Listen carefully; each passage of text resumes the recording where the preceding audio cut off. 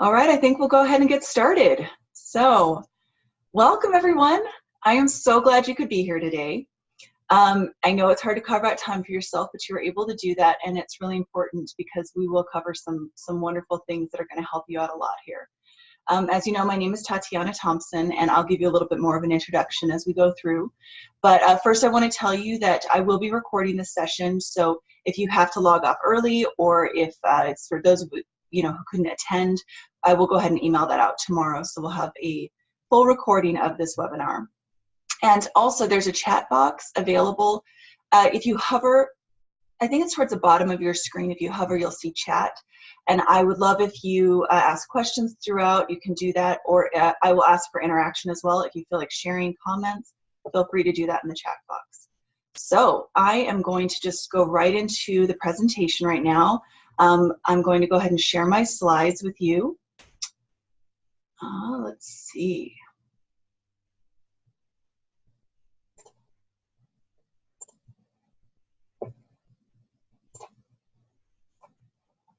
Okay.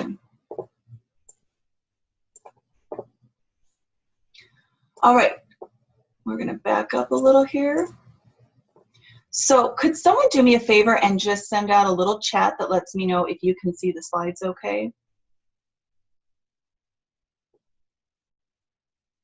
Oh, and yes, all cameras are off too. Don't worry about that.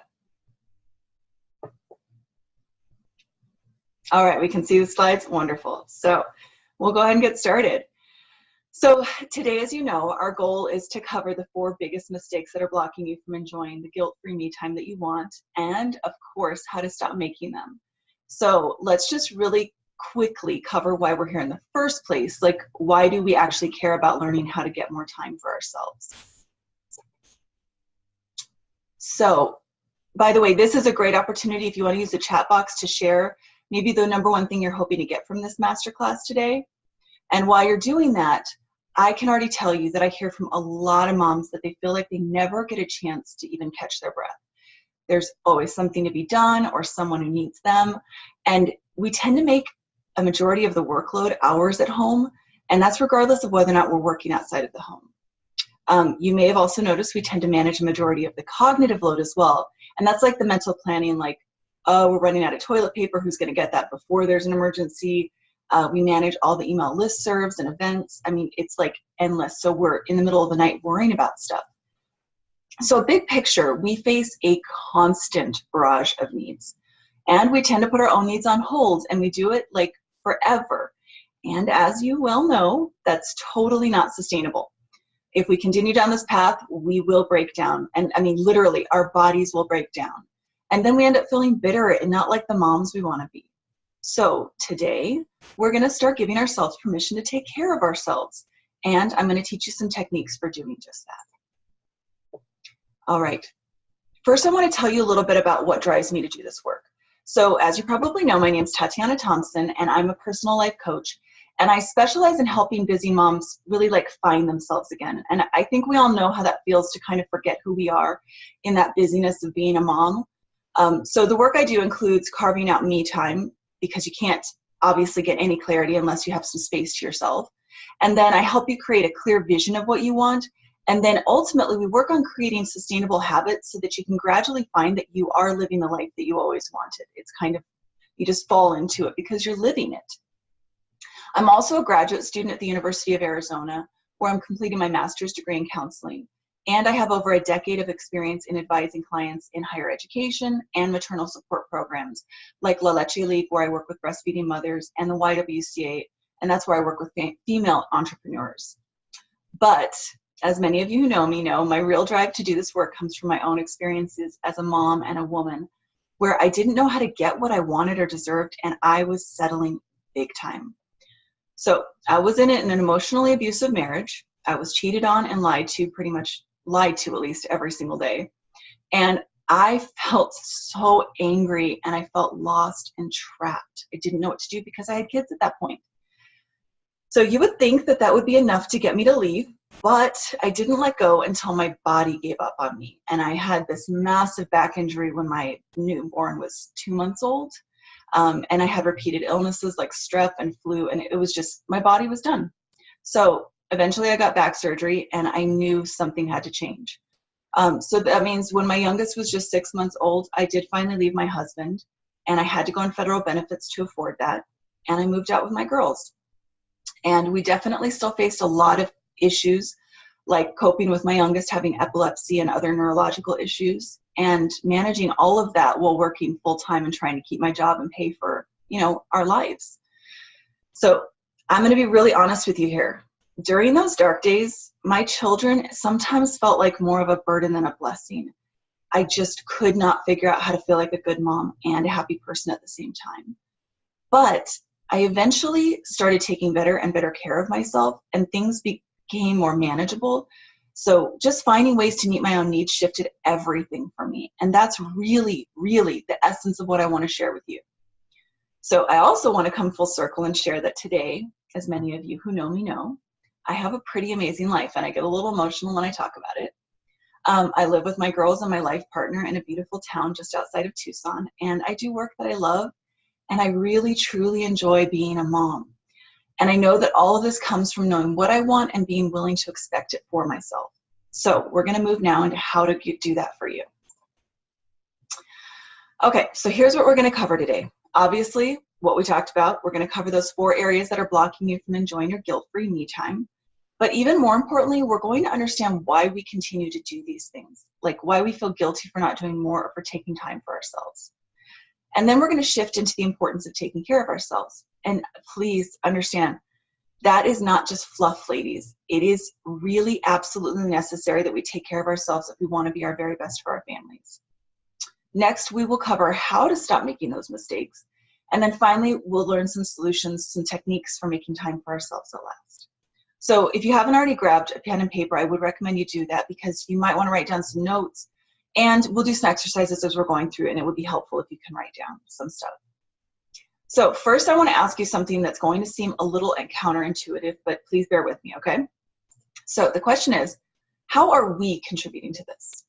And I really want to ask this because I want us to take the perspective, be patient, that we're allowing this to happen to us. And that means the important thing here is that we have the power to make it different. So don't get me wrong. I am not dismissing the fact that there is an entire system of patriarchy and sexism that have led us right into this trap. But we have to stop taking the bait. So we are going to be part of a movement that will shift the gender dynamics of parenting. And I want you to understand, I'm not just talking about married couples here. You don't have to have a partner for this. I'm also talking about expecting more of the men we divorce, or simply the fathers of our children. Remember, we're not the only people who made these babies, and we certainly aren't supposed to raise them on our own. It's just not feasible. It's not natural. So let's take a look at mistake number 1, and I'm going to warn you, this is going to seem like a pretty duh statement, but it really does bear talking about. So mistake number 1, we are doing too much. I know you know this. Laundry, cooking, grocery shopping, sick children, time away from work, lost sleep, managing the family schedules, soccer practice, carpools, dishes, mopping, toilets. The list goes on and on forever, and you know it. So just to illustrate to you just how much of this we've taken on for ourselves, I want you to take a quick moment and write down all the tasks that I just talked about that the father of your children does regularly. And this is a great time you can add it to the chat box if you'd like to share with the group. So take a moment and really think about that.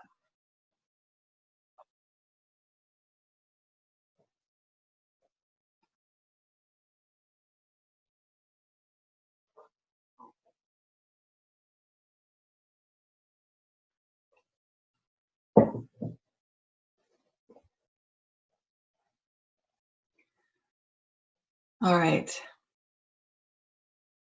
I think you get the point there, right? So if you happen to be lucky enough to have a very domesticated partner, that's wonderful. But I want you to know there's still more you can remove from your plate, so stick around to learn some more as we go along. But for the rest of us, I think it's very unlikely that our men are stepping up to even half of these tasks on a regular basis. So there is actually some good research to back up this fact that we're doing more of the workload. So in a large global report called The State of the World's Fathers, they document that there's literally not a single country on earth where men contribute as much as women to the unpaid care work in the homes. So I'm going to show you this graphic here that kind of illustrates that. You can see this bar at the top is in countries that are low to lower middle income. Again, it gets better as you go up for upper middle income, and then it's the best in high income countries. But globally, women are still spending 3 times more of their day doing unpaid care work than men. And as you can see, the disparity is getting better in high income countries like the US, but even here, women still do more than twice the amount of unpaid household work than men. Excuse me. So this is typically where someone makes the argument that, yes, but men spend more time in the workforce. But it turns out that even if that were true, which I know a lot of you work full-time, so that's not true. Even if it were true, we're still spending more time when you combine our work outside of the home and our work inside of the home. And this graphic displays that. So I want you to look at the third from the right column there. I don't know if you can see no, you can't see my mouse, I don't think. Under the column that says developed countries, the W obviously stands for women and the M for men. As you can see by the blue column, we are definitely doing more of the unpaid care work. But in the green, you can see that's our outside of the average hours we're outside of the house working. But when you total these two columns up between the men and the women, we're still spending more time. And come on, we all know that we're spending more than 4.5 hours a day at home doing care work at home. So I could go on and on for days about these disparities, including things like our reduced earning potential, like when we leave work to have a baby, we actually never recover from that statistically. But I have to move on for the purpose of our work here today. Bottom line, the paid and unpaid workload between men and women in this country still isn't even close to equal. And I really, truly believe that the most powerful tool we have to change this is to set a new standard in our very own homes. So ladies, we are part of a movement to create gender equity. And this is a gift to ourselves, and it's really a legacy we can leave for our daughters. Because there are many women who came before us doing this really important work, and we need to carry that torch forward. So why is this important work? Well, let's be honest. Left to their own devices, our men do not support us in making these changes. And it's not because they're mean or evil, okay? But we do need support to change gender issues in the real world, like in the form of laws and business practices that support equity and, just even the way that we interact with each other out socially, right? But I would argue that if it's not something that our men believe in enough to practice in their own homes, it's definitely not something they're going to practice in the office, because it's an even harder area to do that in, right? So why aren't they committed to this in the home in the first place? I would like to argue that they don't have the incentive because the status quo benefits them right now, right? This is actually even true for men who consider themselves very gender progressive. So in an article in the New York Times, they found that even these men admitted to playing dumb sometimes to getting out of their equal share of domestic work. So we need to help our men live and breathe gender equity in our own homes, because they cannot understand our workload unless they are living and breathing it themselves. So right now, moving beyond gender issues, we need to understand why we're doing so much on an individual level, right? As we just covered, there's definitely some real truth to our fears that no one else will get these things done. But that doesn't mean it's helpless or hopeless, actually. There are always ways to even out the workload, and we're going to start discussing those today. But I also want to be clear that there are options that don't involve a partner for you fellow single moms or divorced moms out there. I was single for over 5 years, so I get it, and I was able to, again, move some of this off of my plate. Next, we also have concerns about how things are getting done, and I want to be clear that this is kind of a mixed bag. So we do need to relinquish some control on our parts, and I am so culpable here. I am a control freak. I admit that. I get it. But we also need our partners to know that we expect them to do a quality job like they would do with their own jobs, right? So my mom actually coined a phrase that I love. It's called deliberately obtuse. And it's really just a fancy way of saying that our guys can play dumb when they don't want to do something, and then they know we'll rescue them and take care of it for them, right? You all know what I'm talking about. But we're not going to let them play dumb anymore to get out of the work. If your partner truly doesn't complete something, lovingly tell him what he missed and ask him to complete it. But please, please don't do it for him, because that's rescuing him and it only perpetuates the problem. All right, next, we have some pretty crazy beliefs about what it means to be a good mom, don't we? First and foremost, as women, we are indoctrinated with the idea that our primary value lies in our physical appearance and our mothering abilities. And we end up believing that without these qualities, we literally aren't worthy and we don't deserve much of anything in life. So, what stories do we hear about being worthy women and mother?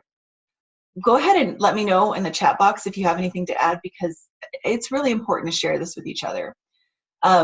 Things that come to mind for me are that we must be slim and sexy and beautiful and sensitive and always nurturing and available for everybody's needs.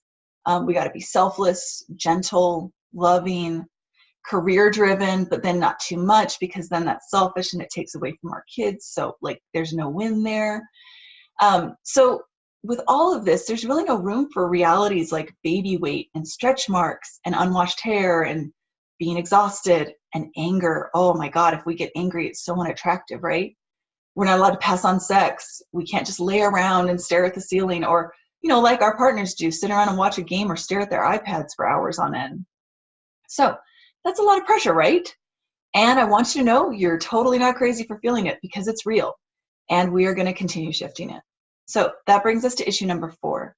We have to let go of worrying about what other people think about us. And I get it. It is so hard as women and moms not to care what people think about us. We like to tend and befriend. It's in our genetics. We do it for a reason, because it helps us build community to help raise our families. But sometimes it totally backfires on us. And I know I can still totally fall victim to this pressure. So recently, my ex took over a volleyball thing for one of our daughters, our oldest. And this is literally the first thing he's ever taken charge of in her 12 years. And later I received an email from one of the moms inviting me to bring snacks for the games. And I politely declined and let the mother know that their father would be in charge of bringing the snacks. And I really do feel like I got some mommy shaming for that. So ultimately I had to shake it off and remember that I do far more than my fair share for my kids. And that was her problem and totally not mine. All right, so let's move on to mistake number 2. We are subscribing to gender stereotypes. And that's crazy, right? Because we're 21st century women. But we really do have some outdated beliefs that we carry pretty much, it's kind of subconsciously. So we believe that women are nurturers, the nurturers actually, and that men can't do this as well as we can. So we end up being the ones soothing the kids in the middle of the night and, tending to other issues, maybe when we're already cooking dinner and we're so busy, instead of saying, babe, could you get that?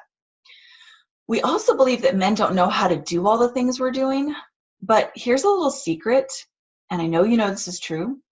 Our men can figure out anything they want to when they're properly motivated. And you know what I'm talking about if you've ever watched them play video games, right? So, not to be mean, but they can. So with regard to parenting stuff, they just haven't been properly motivated. And that's something we can work on with them in a bunch of different ways. Like, first of all, we can appeal to their love for us and their children. But more than that, I think they truly don't comprehend how much we're doing. So we need to educate them on that. So why are we still subscribing to these outdated gender roles? Well, again, like I said, it's subconsciously ingrained from us because it's something that we witnessed as children. But beyond that, it's in our media constantly, right? It's the way we judge each other as mothers, and then we put fathers on pedestals just for spending time with their kids. But we're also helping this issue by assuming that these things come easier to us than they do to our partners. And I want to bust that myth, because parenting does not genetically come easier to us. It does not happen because we have 2 X chromosomes. If that were the case, we would naturally know how to breastfeed our babies and cook a 4-course meal right away, right? But we know how to do those things because we invest in learning them. So any of you moms who breastfed out there, I can tell you as a volunteer who helps mothers with this, it is not something that comes naturally to almost anyone. But we learn how to do that.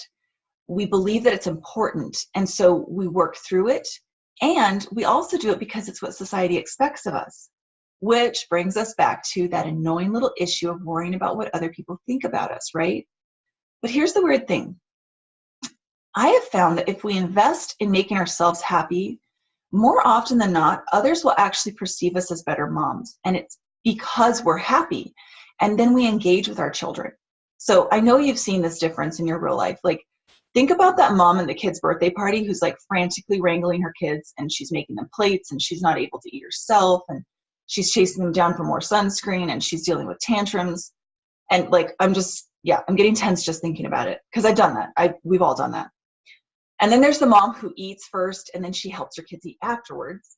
She plays with them a little on the playground, but ultimately she comes back and joins the other moms and chats and relaxes.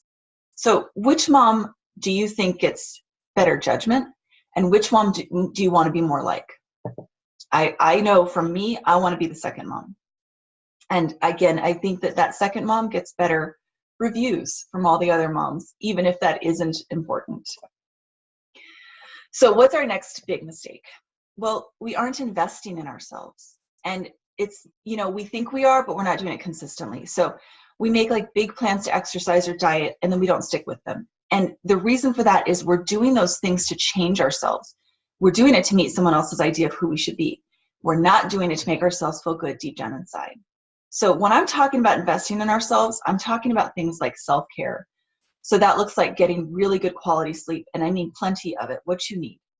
Nourishing our bodies, not talking about dieting, I'm talking about getting the nutrients that we need in the food that we eat. So taking time for good food. And then moving our bodies, and not P90X, unless that totally does it for you. I'm talking like dancing to YouTube, maybe with your kids, playing tag at the park, doing Zumba, taking walks, just stuff that moves your body, doesn't overstrain you, but feels good. So I'm also talking about pleasuring ourselves. You could read a book, take a bath, watch a movie, go to lunch with a wonderful friend, a date night, masturbate. You don't need anybody to pleasure, have sex with. Anything that makes you feel good, but doesn't leave you with some sort of like regret or hangover for what you did. And then finally, we aren't investing in our own personal development or growth. And this could look like career development, but it doesn't have to. It could be just spiritual growth, or simply like learning something that excites you, like yoga or playing an instrument. Maybe you played an instrument as a kid and you want to pick it up again. That's really fun. So again, we go back to the question of why. It's really important to understand why we are doing these things. So why aren't we investing in ourselves? Well, the obvious answer is that we're too exhausted. We can't imagine adding anything else to our list because, we're drowning, right? So we're going to address that in our work together today. And then another reason is it's just easier to put ourselves last because then there's no mommy guilt, right? And I'm going to show you how that is totally crazy logic as we go on. But another problem is that we don't really know how to slow down. And I know you know what I'm talking about.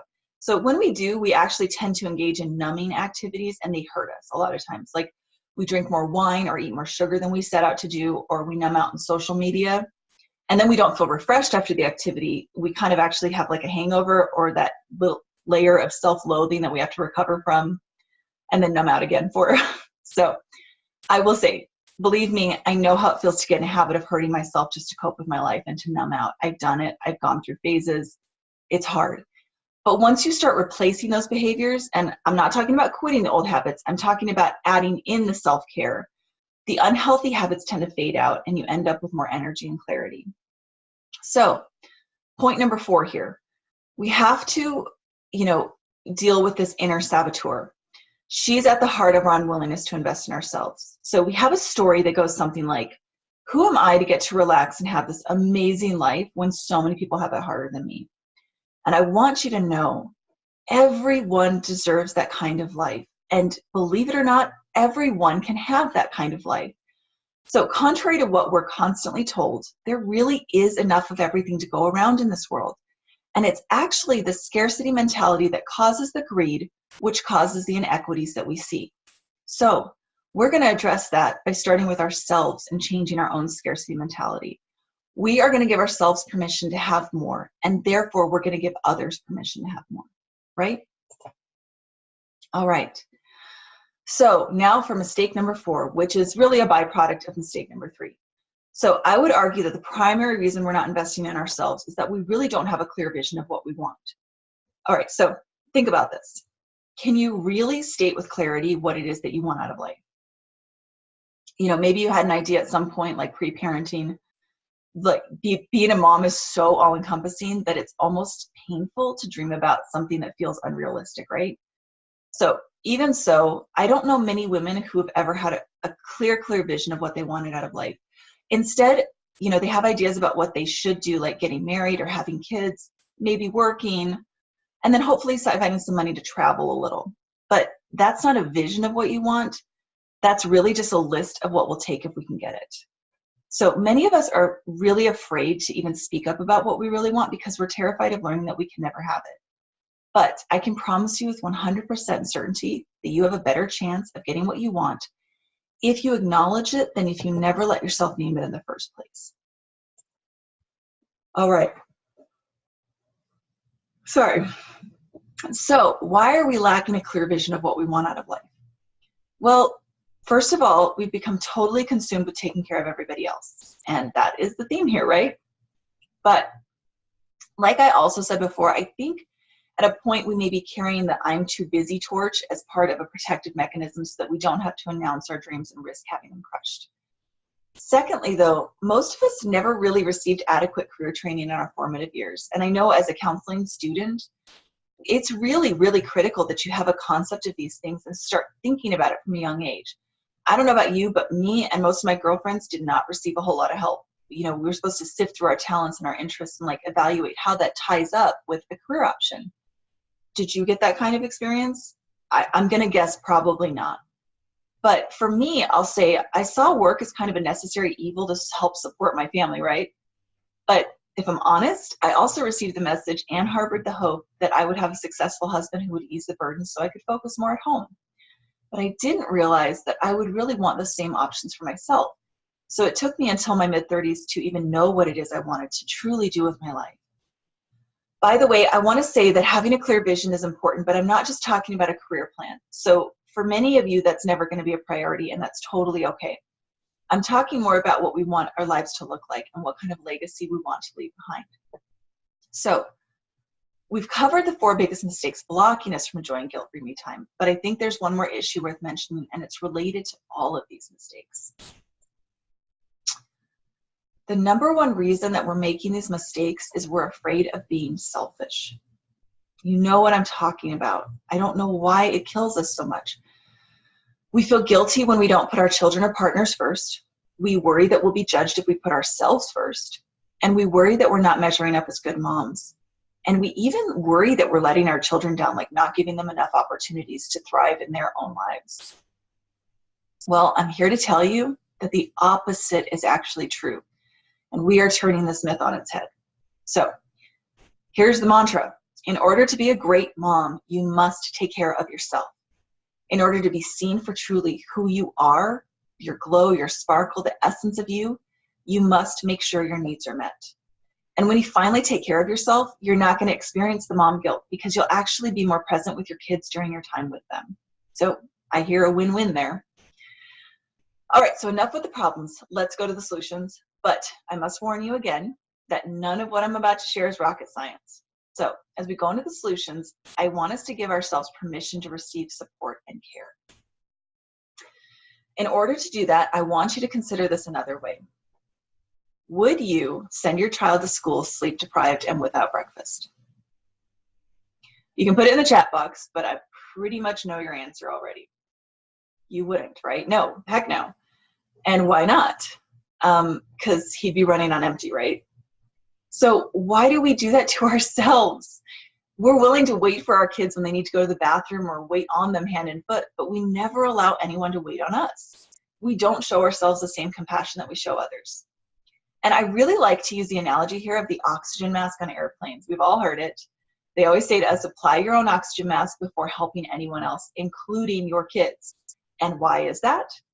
Because you're not useful to anyone if you're unconscious. So the same goes in life. We must have enough oxygen, sleep, food, pleasure, that we're meeting our own personal needs before we can really be the mothers we want to be.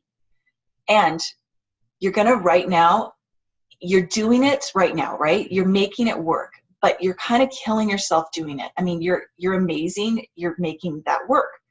But I know you'd rather thrive and provide better for your family because you're meeting your own needs at the same time. So we're going to do a quick grounding exercise to access that part of ourselves that knows that we deserve care. So bear with me here. Close your eyes for a minute, and I want you to let your breathing slow down and deepen, okay? I want you to imagine that there's a gust of wind sweeping across your face and it's blowing away any thoughts or worries you currently have. So there's nothing to focus on except right here, being right here, right now. All right, now imagine that you have roots growing from the base of your spine and your feet going into the ground, and they extend deeply into the earth. They spread out all around you to give you that strong and stable foundation. Let yourself feel the calmness and strength that you possess here. Keep deepening your breath.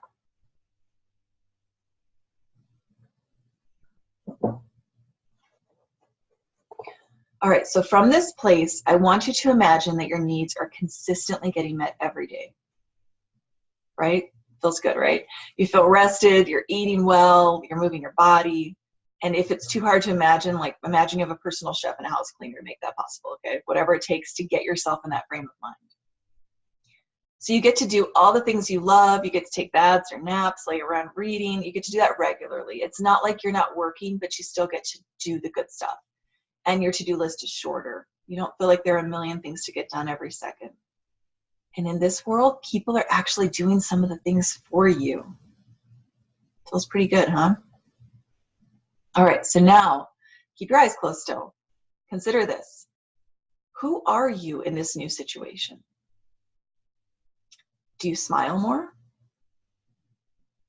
Do you snuggle your kids more? I bet that feels good. Are you more interested in your partner? Do you feel taken care of for once? And even the bad situations like tantrums or traffic jams, how do you react to them? Are you able to handle them with more ease and calm? So keep this vision of your happier, calmer self in your mind, and I want you to let it expand in your chest. This is the vision that I want you to turn to whenever you can. So like first thing in the morning before you climb out of bed, go to this place. As you drift off at night, as you're going to bed at night, go to this place in your mind. All right, so go ahead and open your eyes. And I want you to know that you can have this way of life. And I'm going to share with you some of the most basic solutions to start you on that path. Beyond that, I'm also going to invite you to join my new 4-week online course, and you'll get in that step-by-step plans to carve out tons more personal time, and it only takes 15 minutes a day. So one last thing before we jump into solutions, I want you to give yourself permission to take care of yourself so that you can feel satisfied. So take a moment with me. I know this is kind of silly. It's one of those affirmation things, but it's legit. It works. So speak this aloud with me, okay? I deserve comfort, pleasure, and fun. I am a better person and mother when I feel good. My children and I deserve the happiest, healthiest version of me that I can be. And I can only be my best when I take care of myself. All right. This is where I hear moms go, wait, how in the hell am I possibly going to find more time? I'm too busy to even figure out how to find time to find time. And I get you. But there are solutions, and I'm going to give you the broad strokes here. Okay, ready? Let's go. Solution number 1. I want you to get rid of non-essentials. This is, again, not rocket science, but I'm going to walk you through a way to do that, okay? So who cares if the bed is made? Why do the dishes need to be done more than once a day? Just soak them in the sink until you can get to them at night. And guess what? The laundry does not need to be folded. So right here and now, I want you to write down on that piece of paper 3 things that you do every day that don't meet one of the following 3 criteria. First of all, they don't serve to keep the family safe or healthy. They don't provide financial support. And they don't create a more loving environment for you and your family. All right, so take your time, write down your list. Also, feel free to share in the chat box if you want to, okay?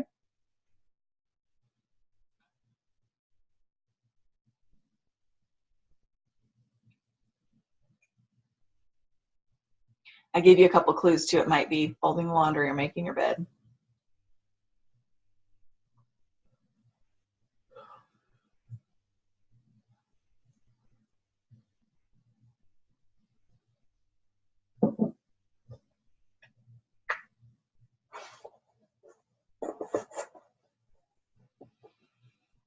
Okay, got your list? All right. Now I also want you to list one social commitment that you're sick of doing. that also meets those 3 criteria, right? They don't keep the family safe or healthy, they don't provide financial support, and they don't create a more loving environment.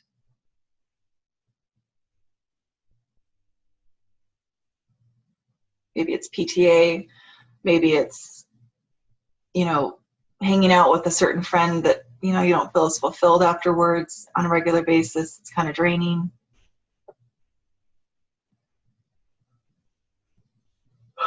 All right, so let's move on to the solution here. I literally want you to delete these from your to-do list. And yeah, it's that simple. Trust me, the world isn't going to come to an end if you don't do these things. So let yourself let go of them. Amazingly, this is just a drop in the bucket of what you can get off of your to-do list. And I'm going to cover step-by-step methods for evaluating all your time commitments that you currently have in that 4-week course that I'm showing you. So we'll also cover numerous ways to remove or delegate portions of your mommy workload, and I'll walk you through each one step by step to evaluate how to get rid of the unwanted tasks. The moms I work with typically find that they save themselves about 2 hours per day in unwanted chores and tasks. Like 2 hours. Can you even imagine what you do with that time? And we'll also go into strategies for having difficult conversations to disengage from these social commitments, and then shift the workload to other people in certain cases, because those can be really uncomfortable to do, right? All right, so solution number 2, we have to shift the gender norm in our own homes. And I know we still worry about asking our men to step in to typically female roles. So I want to take a moment and have you write down some of the ways that you yourself break gender norms on a regular basis. Like, for example, do you work outside of the home? Well, guess what? That is traditionally a male role. Do you ever fix things around your house? I know I did in the many years that I was on my own as a parent. That's also a male role. Do you manage the finances? Do you work outside in the yard? These are all traditionally male roles, but we step into those roles as women because, well, we're badass and we just do what needs to be done, right? All right, this should help demonstrate to you that we can and must expect more from our men, but we also need to tell them what we expect, right? So I wanted to share a really beautiful strategy for this that I learned from a fellow coach named Alexandra Hughes. If you haven't heard about her, maybe follow her on Instagram. She's fantastic. So she advises that you sit down with your partner, or like in my case with my ex, and you create a list of everything that each of you does to support the household or the children in this case. So you make a complete list of everything that you both do. I mean, I'm talking again, those email listservs, the text message groups that you're on for the homework assignments and whatnot. And then you literally divide them down the middle. But here's the kicker. We are in the habit of giving these things to our men as helpers. In this case, we're going to give them as ministers of the task. So instead of asking him to help you with these things, he's literally going to take ownership of them. So maybe you become the minister of cleaning bathrooms while he becomes the minister of soccer team stuff. It is literally no longer your job to think about soccer team stuff. He is fully in charge. Snacks, text alerts, all of it. If he needs your help, he knows who to ask. You know how to ask if you need help with yours, but you don't have to continue asking him for help. So this really provides a powerful shift from having a helper to having a partner in your home. And then finally, I want to invite you to make a commitment to teaching your children a different way of being, because they will internalize the gender roles that we show them, just like we did as children. So show them a different way so they don't have to fight this battle, this subconscious battle themselves when they're older. All right, so solution number 3 is to literally schedule me time, because here's the long and short of it. No one's just going to give it to you, and I'm sorry, it's true. It is 100% up to you to set it aside for yourself and then communicate those intentions to your family. And that could look like, you know, a short nap from coming after between like home and cooking dinner, or going out with your friends, or reading a book at night, whatever. So let's put some fun stuff on your calendar for today or tomorrow. Just take a moment. We'll pause again. I want you to think of something fun that you can do for yourself. Ideally today, maybe even tomorrow as well, okay? I want you to have something on your calendar every single day. This isn't a project, this is fun. This is something that makes you feel good and relaxes you.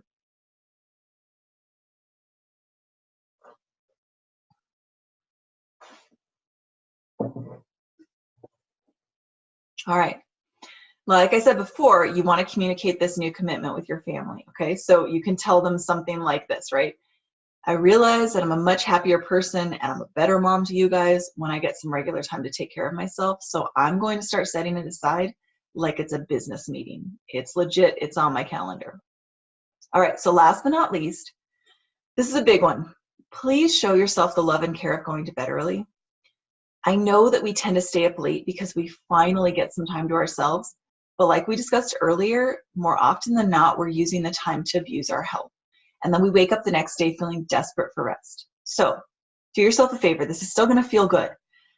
After your kids are in bed, go straight to your room, brush your teeth, grab a nice book, and curl up in bed for the night. That's it. I can tell you in my own household, while my kids are brushing their teeth, I am brushing my teeth. I kiss them goodnight, and I come to bed. Over time, the habit will leave you feeling amazing. You're going to get the sleep you need, and your body won't be detoxing all night from the wine and chocolate that you ate. That doesn't mean you can't have wine and chocolate earlier, but it doesn't mean that you're not going to poison yourself and stay up late and not get the sleep you need. Okay? All right. And now we have solution number 4. We really need to create a long-term vision of what we want out of life. So this can feel a little daunting, and I'm going to walk you through an exercise that'll help you get some clarity on it. Okay? So I want you to close your eyes again, please. All right. I want you now to imagine that from this day forward, you have literally everything you could ever want or need. Like everything, all the money, time, support, love that you could ever dream of. Literally nothing is holding you back. So you can do anything you want from this day forward for the rest of your life. That is pretty amazing to consider, right? Think about all the possibilities. Like, what would you do with that kind of freedom? So keep your eyes closed still. Now imagine that you've reached the end of your life and you're replaying the highlights. This is the really fun part. What did you do with your life? Who did you spend it with? What did you accomplish? What is the legacy that you're leaving behind? And what would others say about you at your funeral, about like how you touched their lives? It feels pretty good to consider, doesn't it? Nothing holding you back and living to your fullest potential. No regrets. All right, so open your eyes now, and I want you to write down some of these things. There are some prompts here on the screen that you can look at to remind yourself of what it is that you're thinking.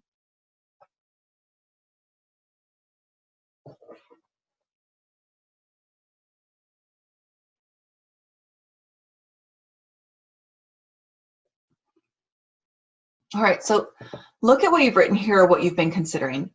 What is the overall theme? Were you a world traveler? Did you inspire others to be their best? I really want you to distill your end of life statements into what is like a vision statement, which is why you're here on Earth. So that's really the question we're answering. Why are you here on this Earth?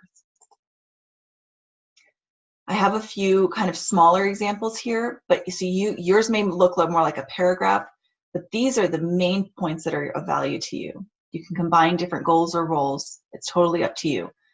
But some are here, like, I'm here to inspire other women to live their dreams. I'm here to make a scientific discovery. I'm here to enjoy the little things and teach my children how to love life. I mean, if we're not here to connect with other people, what are we here to do? So what is your vision statement? Why are you here on this earth? This is going to be your North Star all the time. All right. This inspired person without limits or barriers is who you're meant to be. So I want you to make sure you write down this vision statement and post it somewhere that you look really often, like beside your bed or on your mirror vanity, all that good stuff. I want you to connect with this version of yourself so that you can fully blossom into her, because that's who's in there. She's in there. Don't live small because you're afraid of being disappointed. I think we've all heard the stories about people who are dying and they say that their biggest regrets were the things they never even tried. It wasn't their failures, it's what they didn't try. So don't let that happen to you. You got to live your life to the fullest right now. All right, so what have we learned so far? These are the 4 primary solutions that will help you create the space you need to feel fulfilled and taken care of. If you haven't already done so, I do recommend that you jot them down really quickly as a reference point. like when you start feeling overwhelmed again. So number one, we're getting rid of non-essential tasks, commitments, and activities. And we have a little framework of how to do that. If it doesn't meet those 3 criteria, we get rid of it. We are going to shift the gender norms in our own homes and set a different example for our families. We are going to schedule our me time for ourselves. Even if it's not physically on your calendar, at least have a mental plan of how you're going to set that time aside every day for yourself. And number 4, we're going to focus on our long-term vision. Now we have one, and we can hone more of that. So I think it's important to look at the lessons we can take from all of these points. So for example, I really hope it's clear now that you don't have to do so much. We have options for removing or delegating a lot of the work we do, and I really can't wait to share even more of those strategies with you in that 4-week course that I'm going to tell you about. We also have learned that we don't have to subscribe to gender roles. So we hear about this all the time, but it seems really hard to break this cycle, right?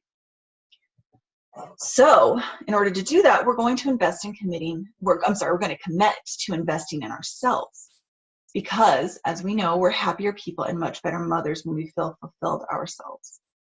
And we've also discussed that we want more for our children, especially our daughters. So we've decided we're going to be part of a movement that's continuing to shift towards gender equity in our own homes. I also think it's really critical to look at what happens if we don't make these changes for ourselves. So think about this. How many times have you felt this type of frustration? Because I know for myself that I felt it over and over again for years, and I felt totally trapped and hopeless. And it's so true, like that saying that we hear that nothing ever changes until we do. So we have to make a major shift towards caring for ourselves, or else it's never going to happen. It's only going to get worse. I promise you, and I don't mean to be sad or a downer, but your fatigue will get worse. We're not getting younger. Your frustration will deeper, and you may begin feeling resentment if you don't already. I know I felt a tremendous amount of resentment. So if we don't prioritize ourselves, we're never going to get that real me time for ourselves, right? We might even feel like bad moms, and we are definitely going to miss out on a lot of good moments with our children because we're so overwhelmed and exhausted. And then we're also going to miss out on who we're meant to be. Because think about it, when your children grow up and they move out someday, you don't want to be that empty nester with no purpose. You deserve a high quality life right now. Motherhood isn't just something to be survived until your children are 18 years old. Because even though it's hard work, it really is something you can enjoy in the moment. So this is what I'm so excited to tell you. If you found this masterclass really helpful and inspiring, I really feel confident that you are going to get a ton out of my 4-week course. So I'm just now launching it. It's called Making Time for Me, How to Carve Out Real Me Time in Just 15 Minutes a Day. And you can register right away. It's online. So there's also early bird pricing on that, so do it right away. We are actually going to start our first Zoom coaching call on Sunday, June 16th. So the sooner you register and get started, the better. All right, so here's what we're going to cover in the course.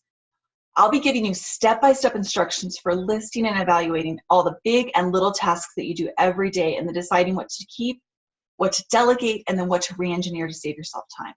So I just want to reiterate, the moms I work with, again, save an average of 2 hours a day with just the stuff that we do in weeks 1 and 2. That's pretty amazing because you're still going to get more out of weeks 3 and 4. So next, we'll take a look at your social commitments. Again, we're going to use step-by-step methods for determining the value of the commitments in your life and then deciding which to keep and which to transition out of. And I find that moms find this really liberating because it allows them to move out of relationships that may be draining them or causing resentment. Next, we'll also cover several strategies for handling the difficult conversations, for asking for help, or tactfully saying goodbye to those social commitments.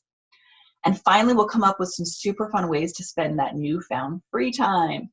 Because when you get this time and you see it there, you're going to feel really inspired, and they're going to help you build excitement for each new day. All right. Beyond that, of course, we've got some bonus features. We will also be doing weekly 1-hour group coaching calls with me and the other mothers in your cohort. So I intend to keep our groups really small so that everyone is able to get the help that they need during the coaching calls. During the calls, we'll cover the lesson plan from the week prior, and then we'll go into like real life strategies for implementing them based on your exact life situations.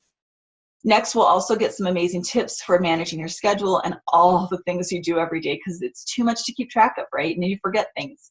So spoiler alert, it's all about using technology to your advantage, and I will give you some great apps and techniques for doing that. And then you'll also learn methods for finding your center so that you can move through your day with more clarity and really work more efficiently, which will again save you more time for yourself. So finally, we will go even deeper into developing your long-term vision for yourself, because what's the point of all this free time if you're not going to build the life you want and live the life right now that you want? All right, so this is how the course works, because sometimes it's overwhelming to be like, okay, I don't need to sign up for anything right now, I'm busy. It's really simple. All you do is register at tatianathompson.com/shop, and then as soon as you register, you'll receive access to the entire course PDF. You can go through it as quickly, as slowly as you want, but I do recommend only doing one lesson a day. I think that's ideal. So what you'll want to do is set aside about 10 to 15 minutes a day to review the lesson and then take some sort of action based on the instructions. And I know it sounds too simple to be true, but it really is that simple. If you take that one small inspired step each day, your efforts are going to add up over time and you will start accumulating lots of free time. And then at the end of every week, we will have our group coaching call session over Zoom. The calls will be recorded in case you're unable to attend one of them, and we'll send them out. But they're going to be really helpful because it'll be a chance for you to get feedback on applying these strategies in your own life. And if you've never done group work before, you will be amazed at how much value you get from working with other women who know what you're going through. So now the big question is, what does it cost? Normally the course is priced at $97, but I am offering a very big discount right now for early registrants because I think it's really important for moms to have this opportunity. So I'm actually dropping the price for the next 36 hours, and you can get the entire course and the group coaching package for just $57 right now. So really be sure to register now to get the absolute best value. Just go again to tatianathompson.com/shop. Now, I do want to point out what you're going to get out of taking this course, because you are insanely busy, and why on earth would you spend money and time on something that's not a sure thing? So here's what you can expect. You can ultimately, you will double, triple, or maybe even quadruple your personal me time. From all of this, you're going to have more clarity and you're going to complete tasks more quickly. You will feel more rested from this time for yourself, and you're going to start receiving support at home, and you're going to feel less burdened because of that. And then you're going to feel more connected to your loved ones and enjoy your kids more because, again, you're less burdened. You feel good inside. That is probably going to help you feel a little bit more proud of yourself as a mother. And with all of this, you're going to have a sense of purpose and vision for your life. Who doesn't want all those things, right? Because that's exactly what we signed up for when we became moms. All right, so I also want to share what some other mothers are saying about working with me. So one mom wrote, Tatiana's thoughtful and carefully customized plan helped me dive headfirst into a journey that has seen me create better and healthier habits in my life. She has moved me closer to my goals and has ultimately helped me realize my biggest dreams that had previously felt out of reach. It's always nice to hear these. So another mother wrote, I'm so thankful Tatiana came into my life. She helped me to set healthy boundaries in my life and make myself a priority. I'm grateful beyond words for her guidance and support. And finally, another mom wrote, Tatiana believed in me, and she taught me to believe in myself, to command respect and to accept nothing less than what I know in my heart I am worth. I would not be where I am now had it not been for her seeing me for who I really am and teaching me to believe in myself. All right, so this is very powerful work that has profoundly affected these women. All right, so I want you to have my contact information in case you have questions about the webinar or the course I'm offering. And then, of course, I'm always available for private coaching if you ever want to explore that. And if you haven't already downloaded your free guide of my top 3 tips for saving your sanity as a mom, be sure to get it just by subscribing at tatianathompson.com. And you'll also find some helpful articles that I've published there. And don't forget to follow me on Instagram and Facebook at Tatiana Life Coach. I post tips and all kinds of fun stuff every day. So to wrap it up, I really want you to know it's been a pleasure sharing this experience with all of you amazing women. And I want to close our masterclass today by inviting you to stop putting yourself last. So I want you to start putting yourself first.